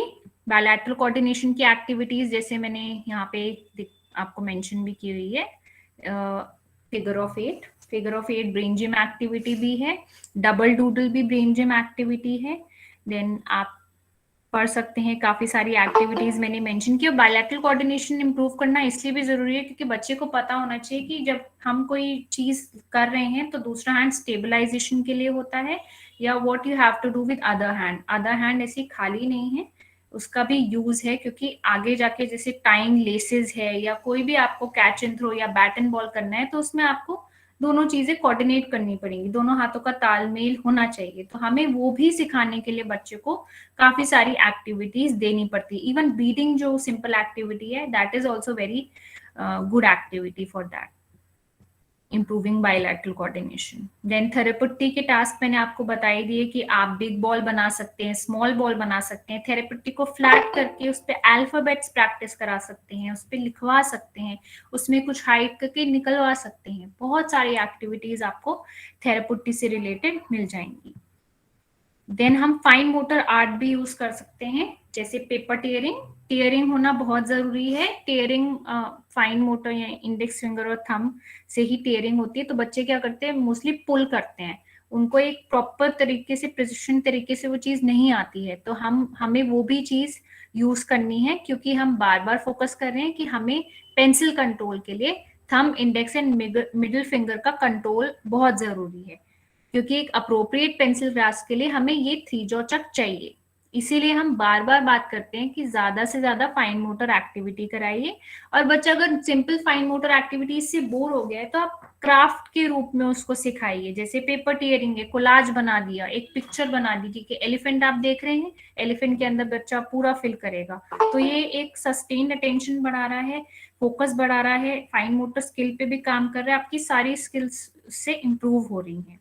देन आप एक बर्ड देख सकते हैं, इसमें पल्सेस यूज किए हैं। पल्सेस अगेन बहुत स्मॉल स्मॉल होते हैं, तो आप पेस्टिंग के लिए यूज कर सकते हैं, जिसमें अगेन आपका ये ग्रास्प यूज हो रहा है। या फिर आप फॉइल बॉल भी यूज कर सकते हैं, फॉइल बॉल को क्रश करना या फॉइल पेपर से, जिसे आप फिश देख सकते हैं, वो पेस्ट कर सकते हैं। बहुत सारे मैंने ऐसे एग्जाम्पल्स आपको यहाँ पे मेंशन किए हैं। और लास्ट में मैं ब्रेन जिम ब्रेन जिम बहुत कॉम्प्लेक्स है, बट क्योंकि हम हैंड राइटिंग में यूज करते हैं इसलिए मैं बहुत शॉर्ट और ब्रीफ में आपको ये बताना चाहती हूँ कि ब्रेन जिम में एक्चुअली क्यों कराना है और क्यों जरूरी होते हैं हैंड राइटिंग के लिए। तो ब्रेन जिम जो होता है, ऑल्दो इट इंक्लूड्स बहुत सारे एक्सरसाइजेस, बहुत 50-60 नंबर ऑफ एक्सरसाइजेस, बट क्यों जरूरी है? क्योंकि जो हमारा जो ब्रेन हेमिस्फेयर है राइट लेफ्ट, तो हमारा उनको इम्प्रूव कराना है, जितने भी हमारे पार्ट्स ऑफ ब्रेन है उनको एक्टिवेट करना है, उनको इम्प्रूव कराना है। और क्यों इम्प्रूव कराना है? क्योंकि बच्चे का अटेंशन फोकस जो हमें हैंडराइटिंग के लिए चाहिए वो इम्प्रूव होगा, तभी बच्चा हैंडराइटिंग कर पाएगा। तो ब्रेन जिम बहुत सारी चीजों में हेल्प करता है, आपका अटेंशन स्पैन, मेमोरी में, डेली स्किल्स में, कॉन्क्रीट से एब्स्ट्रैक्ट थिंकिंग में, बहुत सारी ब्रेन के फंक्शंस में, कॉग्निटिव एबिलिटीज में बहुत हेल्प करता है ब्रेन जिम एक्सरसाइजेस। तो हमें, जैसे मैंने आपको इससे पहले भी दिखाया था पिक्चर में, डबल डूडल और लेजी 8, ये सारे ब्रेन जिम एक्सरसाइजेस हैं जो कुछ कुछ एरियाज ऑफ ब्रेन को स्टिमुलेट और एक्टिवेट करते हैं। मैं बहुत ज्यादा डिटेल में नहीं जाके आपको कुछ एग्जांपल्स दिखा देती हूँ यहाँ पे। जैसे कि आप देख रहे हैं लेजी 8 है, हुकअप्स है, क्रॉस कॉल है, डबल डूडल है, मसाज है, ऑपोजिट। तो ये सारी चीजें आपके एक्टिवेट कर रहे हैं ब्रेन के कुछ कुछ पार्ट्स को। और बच्चे को लेफ्ट राइट डिस्क्रिमिनेशन का भी पता चल रहा है, बच्चे का बायलैटरल कोऑर्डिनेशन भी इंप्रूव हो रहा है, बच्चे की थिंकिंग स्किल्स इंप्रूव हो रही हैं, बच्चे का एक लेफ्ट टू राइट का कॉन्सेप्ट इंप्रूव हो रहा है, बच्चे का एक टॉप टू बॉटम का कॉन्सेप्ट इंक्रीज हो रहा है, बच्चे की मेमोरी इंक्रीज हो रही है, बहुत सारी चीजें बच्चे का इंप्रूव करता है। तो जैसे देखिए आप, मैं भी हैंड राइटिंग सेशन में से पहले एक्टिविटीज कराती हूँ। और 5 slowly 6, ठीक है। तो पहले स्टार्ट करने से पहले आप कराइए, सीधा पेपर पेंसिल नहीं, कुछ ग्रॉस मोटर एक्टिविटीज जो मैंने मेंशन की, कुछ ब्रेन जिम एक्टिविटीज, कुछ सेंसरी मीडियम्स, ये टोटल मिला के आपका सेशन हैंड राइटिंग का ऐसा हो कि वो फ्रूटफुल हो। या अगर आप पेरेंट को भी बताएं तो ऐसे स्टार्ट करें, क्योंकि हैंड राइटिंग बहुत कॉम्प्लेक्स है, I am repeating again and again, वो इतनी जल्दी अचीव करने वाली चीज नहीं है, स्पेशली हमारे डिफरेंट बच्चों के लिए। तो हमें ऐसी एक्सरसाइजेस करानी, क्योंकि हमें पूरे होलिस्टिक अप्रोच, हमें ओवरऑल उनका चीजें इंप्रूव करनी है, इसलिए हमें ये सब इंक्लूड करना है हैंड राइटिंग सेशन में। लास्टली मैं एक चीज और लूंगी, बहुत बच्चे होते हैं राइटी एंड लेफ्टी, एंड एक मैं एग्जांपल भी आपको अपना देना चाहूंगी। मैं लेफ्टी हूँ, तो मेरी टीचर मुझे फोर्स करके स्कूल में राइट हैंड से लिखवाती थी। This is a very small example, मैं आप सोचा शेयर करूं। तो जब मैं घर जाती थी और मम्मी मेरी नोटबुक्स देखती थी तो उनको गुस्सा आता था कि घर पे इतना सुंदर, इतना नीट हैंडराइटिंग है, तो स्कूल में क्या हो जाता है। तो शी डिसाइडेड कि मैं स्कूल जाती हूँ, शी वॉज ऑल्सो टीचर, वो स्कूल गई, तो उन्होंने तब ये देखा कि मेरी टीचर मुझे फोर्स कर रही है राइट हैंड से लिखने के लिए, जबकि आई एम ए लेफ्टी। तो पहली चीज तो ये गलती नहीं करनी है, डोमिनेंस अपने आप क्लियर होता है, आप उसको जबरदस्ती फोर्स करके नहीं सिखा सकते बच्चे को। By 4 years of age dominance clear हो जाना चाहिए। आप 5, 6, 7 years के बच्चे को ये नहीं बोलेंगे कि दोनों हाथ से ही लिख ले जाए, दोनों हाथ से ही कर लेते, नहीं, आपको एक डोमिनेंट हैंड बनाना पड़ेगा। ऑल्दो बायलैटरल हैंड के लिए हमें दोनों चीजें जरूरी होती हैं, बट डोमिनेंट हैंड जरूरी होता है। और डोमिनेंस यही होगा कि अगर लेफ्टी है तो right brain control and vice versa. तो डिफरेंसेस आते हैं डेफिनेटली। अगर आपको ऐसा कोई बच्चा मिल रहा है जिसको आपको राइटिंग करानी है, आपको उसका डोमिनेंस जानना जरूरी है, और उसके साथ साथ क्या इश्यूज आ सकते हैं वो भी जानने जरूरी है। तो राइट हैंडर्स क्या करते हैं कि एल्बो को अपना पिवट बनाते हैं पेंसिल को पेज के अक्रॉस मूव करने के लिए, वेयर एज लेफ्टी पूरा फोरआर्म मूव करते हैं जो मैं एक लाइव एग्जांपल आपके सामने हूँ, मैं अलग से डेस्क लेती थी, मेरे साथ कोई बैठता नहीं था बिकॉज मैं बहुत मूव करके लिखती थी। अभी भी ये हैबिट है, स्लांट करके और पूरा फोरआर्म मूव होता है। तो आपको ये चीजें बहुत ज्यादा देखनी पड़ेंगी क्योंकि डिफरेंसेस राइटी एंड लेफ्टी के बीच में आते हैं। इवन हम जो लेटर फॉर्म करते हैं, आप नॉर्मली देखिए तो जब आप लेफ्ट हैंड से एक बार लेटर फॉर्म करके देखिए और राइट हैंड से, तो आपको खुद डिफरेंस नजर आएगा कि it is very automated from brain. तो क्या क्या प्रॉब्लम आती है लेफ्ट और राइट चिल्ड्रन में? लेफ्ट हैंडेड ज्यादातर बहुत पेंसिल डिक करके लिखते हैं, या बहुत जल्दी फटीग हो जाते हैं, स्टेबिलिटी ज्यादा रहती नहीं राइटिंग की, या इंक भी बहुत फैला देते हैं जो वो पेन से काम करते हैं। तो हम स्पेशली लेफ्ट हैंडेड की इसलिए बात करें कि लेफ्टीज को थोड़ा ज्यादा प्रॉब्लम होती है। तो अगर आप नोटिस करेंगे तो हम जब भी हैंड राइटिंग का ग्रुप सेशन लें, या अगर हम हैंड राइटिंग सिखा रहे हैं और अगर आप राइटी हैं, तो आप जब बच्चे को कराएंगे तो आपको हमेशा ये ब्रेन में रखना है कि लेफ्ट हैंडेड और राइट हैंडेड बच्चों में राइटिंग में क्या डिफरेंस आ सकता है। तो आपको यही करना है कि लेफ्टीज को ग्रुप करना है, लेफ्टीज के साथ उनको करेक्ट बॉडी पोजीशन और बॉडी टू राइट पेपर, जो मेरे साथ अभी भी होती है। And it is okay because हमारा ब्रेन उस तरह ही है कि हम उस तरह ही फॉर्म करते हैं, उसी तरह करते हैं। But still if you can do that, तो उनको teach proper grass, proper positioning, and किस तरह उनको फोरआर्म पे आप पैड या सपोर्ट रख सकते हैं सो दैट उनका ज्यादा मूवमेंट नहीं हो। और इट्स ओके कि अगर वो थोड़ा सा स्लांट करके भी लिख रहे हैं, वो बिल्कुल सीधा नहीं लिख सकते। That is a live example which I can tell you कि बहुत हमारी पोजीशनिंग थोड़ा ऐसा रहता है। So it's okay. तो बेसिकली यही है कि आप फोर्स नहीं करें बच्चे को। तो ये मैंने सम अप किया है पूरा handwriting session, and thank you for your participation. So बहुत ब्रीफ में मैंने एक हैंड राइटिंग सेशन को सम अप किया है कि इसमें बहुत सारी कॉम्प्लेक्स चीजें होती हैं, क्या क्या हमें इग्नोर करनी चाहिए, क्या क्या हम इग्नोर नहीं कर सकते, और क्या क्या मस्ट है।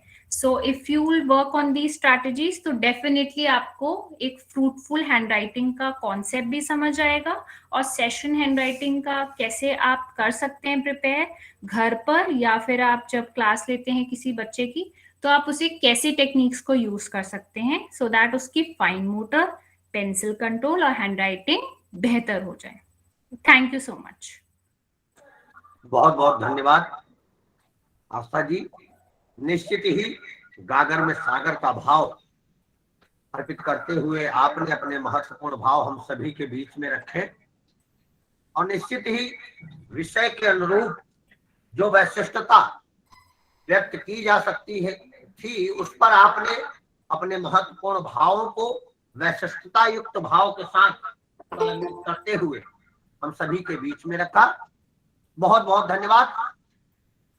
अब हम, क्योंकि 4:05 हो चुका है, तो अगले क्रम में श्री अमित सर को सादर आमंत्रित करते हैं कि सर आए और सीआरसी लखनऊ के द्वारा प्रारंभ की गई विशिष्ट आवश्यकता वाले बालक और बालिकाओं के लिए एक विशेष सेवा अर्ली इंटरवेंशन सेंटर तथा भारत सरकार द्वारा मानसिक स्वास्थ्य समृद्धता के लिए चलाई जाने वाली एक बृहत्तम सेवा भाव, जिसको अर्ली इंटरवेंशन सेंटर और मानसिक स्वास्थ्य पुनर्वास हेल्पलाइन के रूप में हम सभी जानते हैं, ऐसे मनोभावों से युक्त भावों को प्राप्त करने के लिए मैं सादर आमंत्रित करता हूं श्री अमित सर, आप आए और अपने वैशिष्ट भाव हम सभी के बीच में रखें। Thank you, Nagesh ji. Thank you, Asta Goel ma'am, for your nice presentation. आज हमारा चैट बॉक्स आपके प्रेजेंटेशन से नाइस प्रेजेंटेशन और आपके दिए हुए काफी संवाद हमारे मैसेज बॉक्स में है। तो इस आपके आज इस प्रेजेंटेशन के लिए सीआरसी की तरफ से बहुत बहुत थैंक यू सो मच। और आप सभी पार्टिसिपेंट से आपके साथ में एक इंफॉर्मेशन शेयर करने जा रहा हूँ। Department of empowerment of person with disability, ministry of social justice and empowerment, government of India के द्वारा 24x7 मेंटल हेल्पलाइन नंबर एक स्टार्ट किया गया है, जिसे किरण नाम दिया गया है। इस हेल्पलाइन का नंबर है 1800-599-0019। आप हमारे स्क्रीन पे भी देख सकते हैं। ये एक mental health rehabilitation helpline number है जो 24x7 वर्क कर रहा है मेंटल हेल्थ कंडीशंस के लिए, जैसे कि obsessive compulsive disorder, suicidal prevention, depression, panic attack, anxiety, adjustment problem, substance abuse इत्यादि मेंटल हेल्थ इमरजेंसीज पे हम इस हेल्पलाइन पे काम कर रहे हैं। इसमें हमारे साथ नंबर्स ऑफ साइकोलॉजिस्ट और साइकेट्रिस्ट जुड़े हुए हैं जो कि हमें साइकोलॉजिकल सपोर्ट और एक साइकेट्रिक सपोर्ट प्रोवाइड कर रहे हैं। तो आप सभी पार्टिसिपेंट से रिक्वेस्ट है कि नंबर अपनी सेव करें और ज्यादा से ज्यादा शेयर करें जिन्हें मेंटल हेल्थ की इश्यूज हैं। तो ये नंबर एक बार मैं फिर से रिपीट करना चाहूंगा, प्लीज आप लोग नोट डाउन कर लें, 1800-599-0019। साथ ही मैं एक इंफॉर्मेशन आपके साथ और भी शेयर करने जा रहा हूँ। Cross disability early intervention centre हमारे सीआरसी लखनऊ में स्टार्ट किया गया है जो कि 0 to 6 ईयर्स के बच्चे के लिए काम कर रहा है।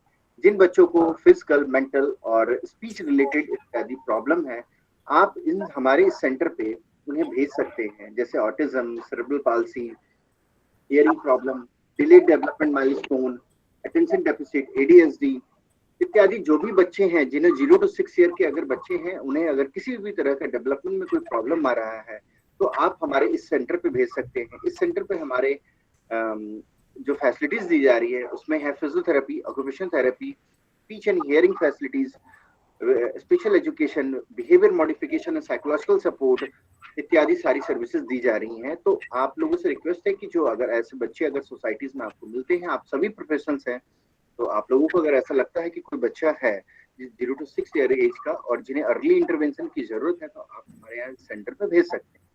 Thank you so much. Thank you Astha ma'am, thank you once again. आगे मैं नागेश सर को फॉरवर्ड कर रहा हूँ। बहुत बहुत धन्यवाद सर। और वह पक्ष, वह भाव, जिस भाव को प्राप्त करने की तरफ हम सभी लोग अग्रसित थे, मुझे संपूर्ण आशा है कि हमारे जितने भी प्रतिभागी हमारे बीच जुड़े हैं, आज आस्था मैम के द्वारा बताई गई वैशिष्टता से पूर्ण सहमत, तो हम सभी कुछ न कुछ सीखने की तरफ अग्रसित होंगे। एक प्रश्न के क्रम में मैम एक प्रश्न आया था, मैं चाहूंगा थोड़ा सा एक प्रश्न हम लोग लेंगे, उसके बाद आपका एक व्यस्ततम कार्यक्रम है, मैं समझ रहा हूँ, लेकिन एक प्रश्न, थेरापुटी से क्या मतलब है, ऐसा कुछ पूछने का चांदनी पांडे जी ने पूछा है कि थेरापुटी व्हाट इज दिस, ऐसा करके। थेरापुट्टी, अच्छा थेरापुट्टी बोला आपने, सही सुना मैंने जी। जो भी प्रश्न कर रहे हैं, मेरा नमस्ते उनको। तो थेरापुट्टी जो होता है, हम थेरेपिस्ट अपने सेशंस में यूज करते हैं। तो जैसे नॉर्मल क्ले होता है या प्लेडो होता है, वो वैसा नहीं होता, वो थेरेपी के लिए ही यूज किया जाता है। अगर आप ऑनलाइन सर्च करेंगे तो थेरापुट्टी थेरेपी के लिए यूज किया जाता है। अलग अलग रंगों में होता है, अलग अलग ग्रेड होते हैं, कोई सॉफ्ट होता है, कोई हार्ड होता है। तो बच्चे की जो जो क्षमता है या जिस जिस नीड के हिसाब से हमें चाहिए, हम वो बच्चे के लिए यूज करते हैं। ग्रीन भी होता है, ब्लू भी होता है, रेड भी होता है, अलग अलग रंगों का होता है। तो अगर आप अपने बच्चे को देना चाहते हैं थेरापी, तो अपने प्रोफेशनल से, थेरेपिस्ट से, या जो भी आप जिस थेरेपिस्ट से आप काम ले रहे हैं, या जो भी आप आपकी, अगर आपको पता है कि आपके बच्चे की नीड है, उसके अनुसार ही वो कलर कोड की थेरापी आप यूज करें, क्योंकि वो अलग होती है नॉर्मल क्ले से, उसकी प्रॉपर्टीज भी अलग होती हैं और वो बहुत हेल्प करती है बच्चे की फाइन मोटर स्किल्स को इम्प्रूव करने के लिए। तो ये एक प्रोडक्ट है जिसका नाम है थेरापुट्टी। तो मैं होप करती हूँ कि मैंने आपका सवाल का जवाब दे दिया है और आप संतुष्ट हैं इससे। बहुत बहुत धन्यवाद मैम। निश्चित ही चांदनी पांडे मैम का आया हुआ है कि नमस्ते ma'am, thank you, S got it. आपका संपूर्ण सीआरसी परिवार की तरफ से मैं बहुत बहुत धन्यवाद करता हूं। मैं धन्यवाद ज्ञापित करता हूं इस कार्यक्रम के रचनाकार के रूप में Shri G Shankar Ganesh sir, Shri Amit Kumar sir, Shri Santosh sir का, जिनके निरंतर प्रयास से यह कार्यक्रम अपने स्वरूप को प्राप्त हुआ। मैं धन्यवाद ज्ञापित करता हूं इस कार्यक्रम में अपने मानसिक आशीर्वचन को हम सभी के बीच रखने हैं हमारे patrons doctor Himanshu Das sir, Shri Ramesh Pandey sir, निदेशक सीआरसी लखनऊ का, जिनके निरंतर मिलने वाले निर्देशों से हम सभी ऐसे कार्यक्रमों को प्रतिभूत करके आपके सभी के बीच ला पा रहे हैं। मैं धन्यवाद ज्ञापित करता हूं अपने उन सभी विशिष्टता से युक्त प्रतिभागियों का, जो सीखने सिखाने के क्रम को बृहत्ता, उच्चता और श्रेष्ठता प्रदान करते हुए निरंतरता के साथ सीआरसी लखनऊ की गतिविधियों में सम्मिलित होकर के अपने मनोभावों को श्रेष्ठता प्रदान करते हुए विशेष आवश्यकता वाले बालक एवं बालिकाओं की आवश्यकताओं के लिए निरंतर प्रयासरत है। मैं धन्यवाद ज्ञापित करता हूं हमारे आईटी श्री सुमित गिरी जी का, जिनके निरंतर प्रयास से हम ऐसे कार्यक्रमों को आप सभी के बीच में ला पाते हैं, तकनीकी सक्षमता प्रदान कर पाते हैं। और मैं पुनः एक बार धन्यवाद ज्ञापित करता हूं आशा गोयल मैम का, जिन्होंने अपने बेहतरीन प्रेजेंटेशन से आज हम सभी को सीखने सिखाने के लिए बहुत प्रेरक अपने अनुभव व्यक्त किए। आप सभी को बहुत बहुत धन्यवाद। फीडबैक लिंक चैट बॉक्स में डाल दिया गया है। आप सभी से आशा है कि आप सभी उसे देखेंगे और बड़े ही आसानी के साथ उसे फिलअप कर लेंगे। इन्हीं भावों के साथ आज के दिवस पर